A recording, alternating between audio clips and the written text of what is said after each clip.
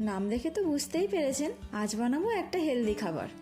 প্রথমে 2 বাটি ডালিয়া শুকনো খোলায় নেড়ে নামিয়ে নেব। তারপর তেল গরম করে গোটা গরম মশলা, তেজপাতা আর আদা কুচি দিয়ে একটু নেড়ে সবজিগুলো দিয়ে দিলাম। প্রথমেই দিলাম আলু, তারপর দিলাম গাজর, মটরশুঁটি। এবার কাঁচা লঙ্কা কুচি, অল্প হলুদ গুঁড়ো আর একটু নুন দিয়ে সবজিগুলো ভেজে নেব। সবজিগুলো ভাজা হয়ে গেলে দিয়ে দিলাম ডালিয়া। এবার ভালো করে সবকিছু মিশিয়ে নেব। আমি যে বাটি ডালিয়া নিয়েছিলাম সেই বাটি 3 বাটি জল দেব।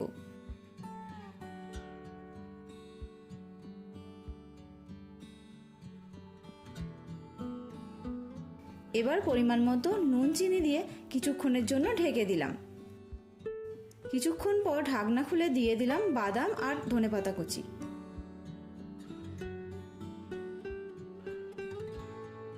ব্যাস, ডালিয়ার পোলাও প্রায় রেডি। এবার 1 চামচ ঘি ছড়িয়ে পরিবেশন করলাম হেলদি অ্যান্ড টেস্টি ডালিয়ার পোলাও।